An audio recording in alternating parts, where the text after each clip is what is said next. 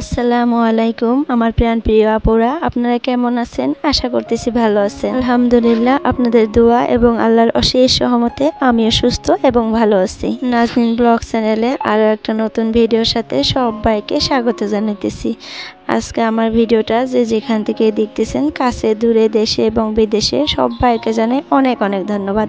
আর আমার ভিডিওটা যদি কোনো অংশে ভালো লাগে প্লিজ একটা লাইক দিয়ে পুরো ভিডিওটা কন্টিনিউ করবেন। সকালে ঘুম থেকে উঠে দেখি ঝিরি ঝিরি বৃষ্টি পড়তেছে। আপনাদের সাথেও একটু শেয়ার করেছি, কিন্তু হয়তো আপনারা লক্ষ্য করছেন। তো তারপরে দেখেন ব্রেকফাস্টের জন্য আমি রুটি করতেছি, আর ওইদিকে কিন্তু সকালে উঠেই কিন্তু আমি দুপুরের জন্য সবজিটা বসিয়ে দিচ্ছি। আর আমার না একটা অভ্যাস হয়ে গেছে সকালে ঘুম থেকে উঠে সবজি বানানো। তো সকালে ঘুম থেকে উঠেই না সবজিটা যদি বানিয়ে নেয়, মনে হয় কি সংসারের আধা কাজ আমার হয়ে গেল। তো হয়তো আপুরা আপনারা ভাববেন যে এত সকালে উঠেই কেন দুপুরে রান্না বান্না করে, আর দুপুরের জন্য আগেই কেন সবজিটা বসিয়ে দেয়। কারণ আমার সবজিটা বসিয়ে দিয়ে আমি বহুতগুলা কাজ করে নিতে পারি। এদিকে আমার রান্নাও হয়ে যায়, এদিকে সব কাজও হয়ে যায়। এদিকে সকালে ঘুম থেকে উঠে সবজিটা কেটে কুটে নিয়ে সবজিটা বসিয়ে দিয়ে আমি কিন্তু সকালের খাবার দাবার রেডি করি। তো এদিকে আমার সকালের খাবার দাবারও রেডি হয়ে যায়, এদিকে আবার আমার দুপুরের সবজিটাও হয়ে যায়। আর আমি যেহেতু সববার থেকে একটু আগে উঠি, আমার ছেলে মেয়ে হাজব্যান্ড ওদের থেকে কিন্তু আমি 1 ঘন্টা প্রায় আগেই উঠি। তো ওই 1 ঘন্টার মধ্যে না আমার কিচেনের কাজ প্রায় আমি আধা করে নিই। যেহেতু আমার একটা ছোট্ট বেবি আছে, তো তাকে একটু টেক কেয়ার করতে হয়। তো তার জন্য কিন্তু আমি আমার সকালে উঠে আমি যদি কিচেনের কাজগুলো একটু করে নিতে পারি, তারপরে দেখা যায় যে আমার সোনামাটা ঘুম থেকে ওঠার পর তাকে আমি একটু সময় দিতে পারি। তাকে নিয়েই ব্যস্ত হয়ে যায়। হয়তো যারা মা আছেন তারা ভালো করে বুঝেন এটা। একার সংসারে যেহেতু সব কাজ নিজেকেই করতে হয়, আবার বেবিকেও মেনটেন করতে হয়, তো যার জন্যই আর কি এইভাবে কাজগুলো করে নিই। আজকে আমি আপনাদের সাথে কিছু টিপস শেয়ার করব কিচেনের, যে টিপসগুলো আপনারা ফলো করলে কিচেনের 10 দিনের জিনিসগুলা 1 মাসের মধ্যেও নিতে পারবেন। আমার মতো যারা মধ্যবিত্ত ফ্যামিলিরা আছেন তারা হয়তো সব সময় ভাবেন যে এই জিনিসটা যদি আমি 1 মাস নিতে পারতাম, বা হাজব্যান্ডকে কিন্তু সব সময় একটা জিনিস আনতে বলতেও কিন্তু খারাপ লাগে। তো এইভাবে যদি আপনারা একটু দেখে শুনে চলেন, তাহলে দেখবেন একটা জিনিস বহুত দিন চলে যায়। তো যেমন ধরেন এই যে গ্যাসটা, তো গ্যাসটা কিন্তু বারবার যদি অন করা হয় অফ করা হয়, তাহলে কিন্তু গ্যাসটার বহুতখানি অপচয় হয়ে যায়। আর যদি একবারে অন করে সব কিছু রান্না করতে পারেন, তাহলে কিন্তু গ্যাসটা অতটা অপচয় হয় না। যেহেতু একবারে অন করে নিলেন, আর দেখবেন যে একবার অন করে আবার অফ করে আবার অন করতে গেলে কিন্তু বহুতখানি গ্যাস আর কি বের হয়ে যায়। তো এটা একটা খুব ভালো টিপস। সব কিছু জোগাড়পাতি করে রেডি করে নিয়ে তারপরে গ্যাসটা একবারে অন করে সব রান্না বান্না করে নেবেন। যাদের আর কি ওরকমটা হয় আর কি, সকালের ব্রেকফাস্ট দুপুরের রান্না একবারে করে নেয়, তাদের ক্ষেত্রে বলতেছি। আর এমনও তো আছে যে ব্রেকফাস্টের জন্য যা যা রেডি করবে একবারে অন করে নিয়ে গ্যাসটা তারপরে বানাইতে পারেন। তো এটা করলে কিন্তু গ্যাসের অপচয়টা খুবই কম হয়। আমি কিন্তু এটা ভালো করে বুঝতে পারতেছি, যেহেতু আমি ওইভাবেই রান্না করি। আগে কিন্তু আমার একটা গ্যাস প্রায় 1 মাসের মতো গ্যাস তো দিয়ে দিলাম। এখন একটা গ্যাস দিয়ে আমার প্রায় 1.5 মাস আমি কিন্তু চলে যায়, 15 দিন বেশি যায়। কারণ ওই যে আমি একবার গ্যাস অন করে সবগুলো রান্না করে নিই, আর আমি সকালে করে দিকে একবারে দেখেন আমার রেডি করে নিই। তো একদম তো যাই হোক, এই যে আরেকটা টিপস যেটা হলো, এইদিকে দেখেন আবার এই যে সাবানটা ধোয়া সাবানটা যে আছে, যদি এইভাবে এটা যদি ওই বাটিতে থেকে নিতে যান বারবার, তাহলে কিন্তু সাবানটা অনেক বাসনগুলো মাজতে পারেন। আর যদি এইভাবে একটু পানি দিয়ে ছুটিয়ে নিয়ে একটা বাটির মধ্যে আলাদা করে চলে যাবে, আর যদি বারবার সেখানে বাসনগুলো ধোয়া হয়ে যাবে, আর আপনার একবার যে সাবানটা দিয়ে চলে যায় নেবেন, ওই পানিটা একটা খুব ভালো হয়ে যাবে। তো ওই সাবানটাতে আর বারবার হাত লাগাইতে হলো না, আর সাবানটা কিন্তু সেভি থাকে। সাবান দেখা যায় এইভাবে যদি এই যেটা সাবান যাবে ওই সাবানটা নাও যদি যায় তাহলে যাবে আর কি। ভিমবারটা যদি আপনাদের 10 দিন যায়, সেই ভিমবারটা আপনাদের আরামসে 1 মাস চলে যাবে। তো এইরকম কিন্তু আমাদের কিচেনে বহুত টিপস আছে, যে টিপসগুলো ফলো করলে কিন্তু আমরা গৃহিণীরা জিনিস কিন্তু 10 দিনের জিনিস 20 দিন নিতে পারবো। তো এগুলা কিন্তু আমাদের হাতেই থাকে। এই টেকনিকগুলো কিন্তু আমাদেরই প্রয়োগ করতে হয়। এই টেকনিকগুলো যদি আমরা প্রয়োগ করি, এদিকে কিন্তু দেখা যায় যে কিছু টাকাও আমরা সেভ করতে পারি। আরও অনেক টিপস টিপস আছে যেগুলো আজকে আমি আপুরা শেয়ার করতে পারবো না, সরি। আমি আর একটা ভিডিও দিব আপনাদের সাথে শেয়ার করব, সেটাতে শেয়ার করব কি কি টিপস ফলো করলে আর কি কেমন করে করলে জিনিসগুলো অপচয় কম হয়। আরও বহুত আছে, আর একটা ভালো করে ভিডিও এডিট করে আপনাদের সাথে শেয়ার করব। তো যাই হোক, আজকে কিন্তু আমার কিচেনের রান্না বান্না কাজ কিন্তু প্রায় আধা হয়ে গেছে। আমার আব্বুটাকেও কিন্তু আমি খাওয়িয়ে রেডি টেডি করে এই রুমে নিয়ে আসলাম, তাকে রেডি করে দিলাম, কাপড় চাপড় সব পরিয়ে দিলাম। এখন কিন্তু বাজে ঘড়ির কাটায় 7:30, আর আজকে কিন্তু হলো বুধবার, আর আমার আব্বুটার না বুধবারে এই ড্রেসটা পরে যেতে হয়।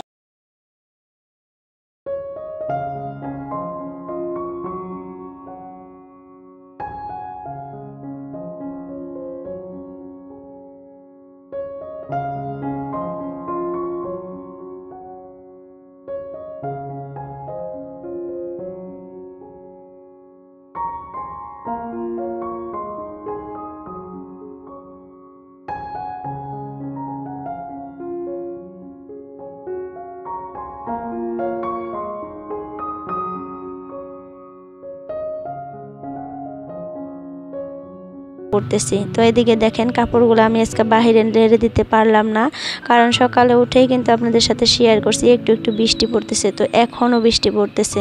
তো যার জন্য কাপড়গুলো বের করে নিয়ে আমি ওই রুমটাতে দিয়ে দিলাম। আর আমার হাজব্যান্ড কিন্তু উঠে ওই যে ব্রাশ করার জন্য বাথরুমে চলে গেছে, আর আমার আব্বুটাকে আমি রেনকোট পরিয়ে দিলাম। যেহেতু আমার ভাসুরে নিয়ে যায়, 3টা বাচ্চাকে একসাথে নিয়ে যায়, তো 3জনকে একটা ছাতির তলে নিয়ে যাওয়া কিন্তু খুবই কঠিন হয়ে যায়। আমি যদি ওকে মানে রেনকোটটা পরিয়ে দেই, ও কিন্তু একা একাই চলে যেতে পারে, তার মানে তার ক্লাসরুমে। তো যার জন্য রেনকোটটা পরিয়ে দিলাম। এদিকে জুতাও পরিয়ে দিতেছি, তাকে কিন্তু আমি জুতা রেনকোট এগুলো সব পরিয়ে একদম রেডি করে বাইরে রেখে এখন রুমে চলে যাব। আর আমার আম্মুটা কিন্তু এখনও শুয়ে আছে, তো জানি না সে শুয়ে আছে না উঠে পড়ছে।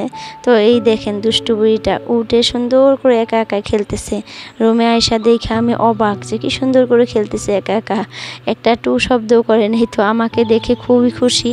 তো আমি একটু এখন নিয়ে আদর করব, আর আমার হাজব্যান্ড চলে আসলে তাকে চা দিয়ে দিব।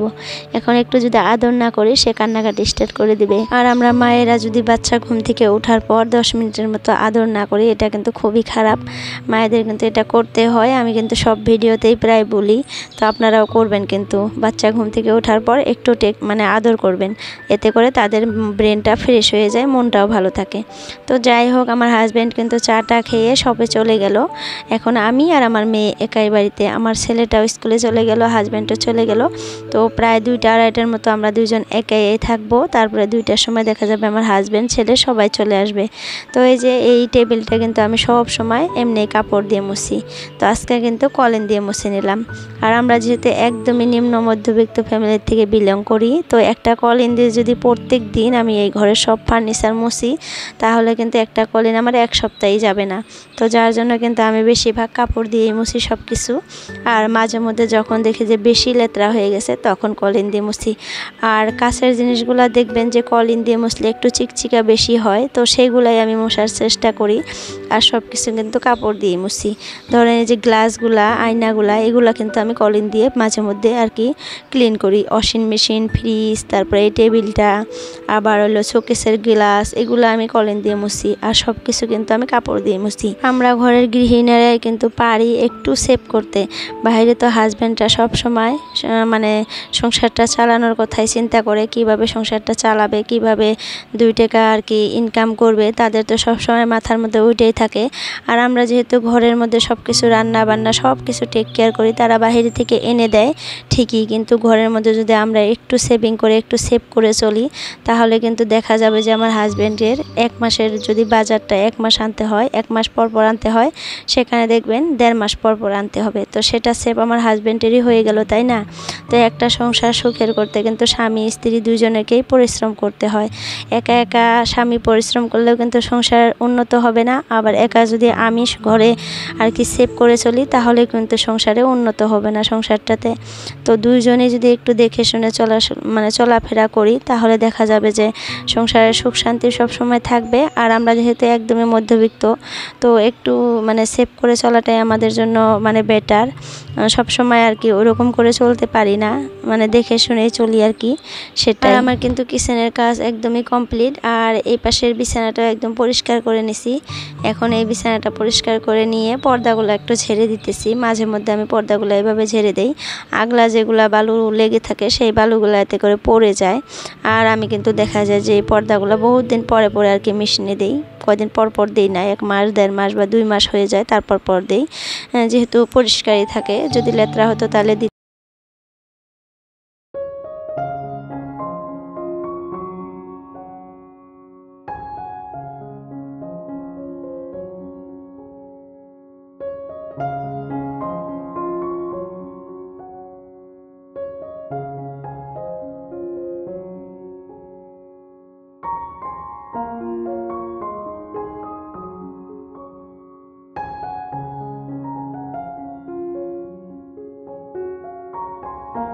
তখন আবার কাজকর্ম থাকবে। এখন কিন্তু আর কোনো কাজকর্ম নেই।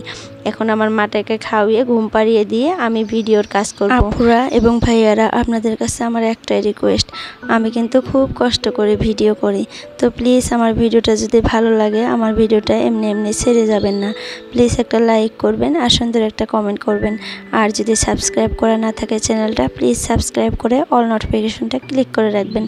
এতে করে আমি যখনই ভিডিও আপলোড করব আপনার মোবাইলে নোটিফিকেশন চলে যাবে। আর আমার ভিডিওগুলো যদি ভালো লাগে তাহলে সময় করে আমার ভিডিওগুলো দেখে নেবেন। তো যাই হোক, আমার কিন্তু ঘরটা সুন্দর করে আপনাদেরকে দেখিয়ে দিলাম, কত সুন্দর করে আমি পরিপাটি করে রাখছি। বাহির থেকে কিন্তু আমার ঘরটা একদমই ভাঙাচোরা লাগে, কিন্তু ভিতরে কিন্তু আমার একদম রাজপ্রাসাদ। আমি সব সময় গুছিয়ে সুন্দর করে পরিপাটি করে রাখি। এতে করে কিন্তু বাহির থেকে যতটা খারাপ লাগে, ভিতরে কিন্তু খুব ভালো লাগে আমার থাকতে। তো আর একটা জিনিস আপনাদের সাথে শেয়ার করি। তো এই দেখেন, আমাদের ঘরের নতুন ঘরের আর কি গ্রিলটা কিন্তু বানানো শেষ। আর এটা হলো বারান্দার গ্রিলটা। তো কালকার মধ্যে হয়তো আয়শা লাগিয়ে দিবে। তো আমি কিন্তু লাগানোটা শেয়ার করব আপনাদের সাথে। জাস্ট এইটুকু আমার হাজব্যান্ড ভিডিও করে নিয়ে আসছিল, তো সেটা আপনাদের সাথে শেয়ার করলাম। লাগানোর পরে কেমন লাগে সেটা কালকা হয়তো পরশু দিনের ভিডিওতে আপনারা দেখতে পারবেন। তো আমার ঘরে আমি বলছিলাম না, যা টুকিটাকি কাজ করি সব কিছুই আপনাদের সাথে একটু একটু করে শেয়ার করব। তো গেটটা কেমন হয়েছে আর গ্রিলটার ডিজাইনটা কেমন হয়েছে, আপুরা ভাইয়ারা সবাই কিন্তু কমেন্টে জানাবেন। তো আজকের মতো আমার ভিডিওটা এই পর্যন্তই। যদি ভালো লাগে লাইক কমেন্ট করে দেবেন। বাই বাই, আল্লাহ হাফিজ। সবাই সুস্থ থাকবেন, ভালো থাকবেন। আর এই যে ভাতিজা, এই ভাতিজাই কিন্তু আমাদের গ্রিলটা আর কি রেডি করছে। তো তার হাতের কাজ খুবই সুন্দর, খুবই ভালো লাগে, মাশাআল্লাহ।